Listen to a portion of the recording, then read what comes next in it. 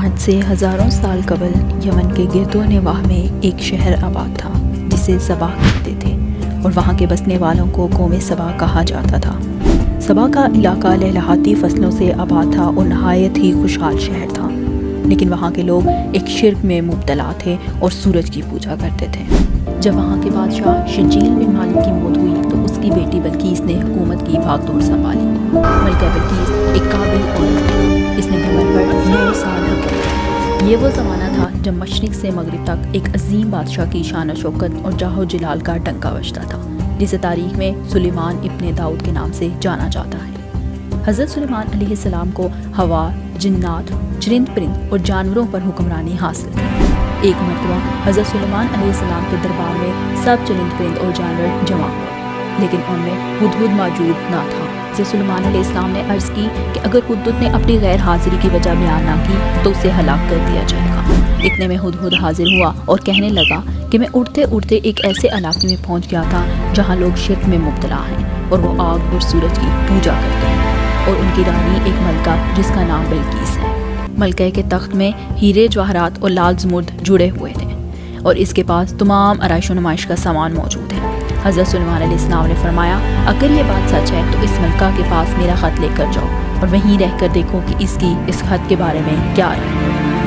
حضرت سلیمان علیہ السلام نے خط روانہ کیا، جو کچھ یوں تھا: شروع اللہ کے نام سے جو بڑا مہربان رحم کرنے والا ہے۔ یہ عزت والا خط سلیمان ابن داؤد کی جانب سے ملکہ سبا بلقیس کی طرف ہے۔ جو ہدایت کی پیروی کرے اس کے لیے سلامتی ہے۔ مجھ پر غلبہ کی خواہش نہ کرو، میرے مقابلے میں سرکشی اختیار نہ کرو، بلکہ فرما بردار اور مطیع ہو کے میرے پاس آ جاؤ۔ یہ خط اصل میں قوم سبا کی جانب دعوت اسلام تھی۔ ہدہد نے وہ خط ملکہ کی گود میں گرا دیا۔ ملکہ کے دربار میں اس وقت 300 سردار بیٹھے ہوئے تھے اور وہ خط پڑھتے ہی طیش میں آ گئے۔ ملکہ نے کہا کہ خط سے معلوم ہوتا ہے کہ یہ کوئی عام شخص نہیں ہے بلکہ کوئی پیغمبر ہے، لہٰذا ہمیں حکمت سے کام لینا چاہیے۔ اس نے کہا کہ میں حضرت سلیمان علیہ السلام کی طرف تحفہ بھیجتی ہوں، اگر تو انہوں نے تحفہ قبول کر لیا تو وہ بادشاہ ہے اور میں اس سے جنگ کروں گی، اور اگر اس نے تحفہ قبول نہ کیا تو اس کی پیروی کروں گی کیونکہ وہ نبی ہے۔ ہدہد نے یہ ساری بات حضرت سلیمان علیہ السلام کو بتائی۔ انہوں نے جنات کو حکم دیا کہ شہر میں داخل ہونے والے راستوں پر سونے کی اینٹوں کا فرش بچھا دیا جائے، راستے کے دونوں جانب سونے کے جانور کھڑے کر دیے جائیں، وزراء کی تمام کرسیوں کو سونے کا کر دیا جائے، دربار کو ہیرے جواہرات سے مزین کیا جائے۔ ادھر ملکہ نے حضرت سلیمان علیہ السلام کے لیے تحائف روانہ کیے، جس میں سونے کی اینٹیں، ہیرے جواہرات، غلام، کنیزیں اور ملکہ خط شامل تھا۔ جب قاصد یہ سب لے کر دربار میں داخل ہوا اور اس نے یہ سب کچھ دیکھا تو نہایت شرمندہ ہوا۔ حضرت سلیمان علیہ السلام نے فرمایا کہ تم مال سے میری مدد کرنا چاہتے ہو، لیکن اللہ نے مجھے تو اس سے بہت زیادہ دیا ہے جو تم مجھے دے رہے ہو، لہٰذا یہ تمہارا تحفہ تمہیں مبارک ہو، اور اپنی ملکہ سے کہو کہ ہمارا انتظار کرو، ہم ایک زبردست لشکر لے کر آئیں گے۔ جب ملکہ نے یہ سب سنا تو اسے یقین ہو گیا کہ یہ کوئی نبی ہے، اس لیے اس نے حضرت سلیمان علیہ السلام کے دربار میں داخل ہو کر اپنی اطاعت کا یقین دلانے کا فیصلہ کیا۔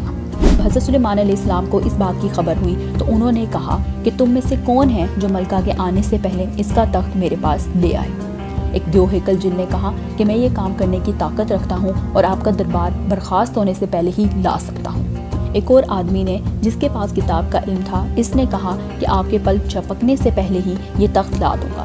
جب حضرت سلیمان علیہ السلام نے اس تخت کو اپنے پاس دیکھا تو پکار اٹھے، یہ میرے پروردگار کا فضل ہے کہ وہ مجھے آزمائے، اور کہ میں شکر کرتا ہوں یا ناشکری، اور جو شکر کرتا ہے اس کا شکر اس کے لیے مفید ہے، اور اگر کوئی ناشکری کرے تو میرا پروردگار بے نیاز ہے۔ حضرت سلیمان علیہ السلام نے اس تخت میں رد و بدل کر کے اسے پہلے سے بھی بہتر بنا دیا۔ جب ملکہ حضرت سلیمان علیہ السلام کے پاس آئی تو پوچھا، کیا تمہارا تخت بھی اسی طرح کا ہے؟ ملکہ نے کہا، یہ تو گویا ہو بہو وہی ہے، ہمیں تو پہلے ہی معلوم ہو گیا تھا اور ہم فرما بردار ہو چکے ہیں۔ بلقیس کے آنے سے قبل حضرت سلیمان علیہ السلام نے ایسا محل بنانے کا حکم دیا جس کا فرش شیشے کا ہو، نیچے پانی جاری ہو، اس میں مچھلیاں اور آبی جانور ہوں، اس کے اوپر کا شیشہ بالکل نظر نہ آتا تھا۔ بلقیس کو اس محل میں لایا گیا۔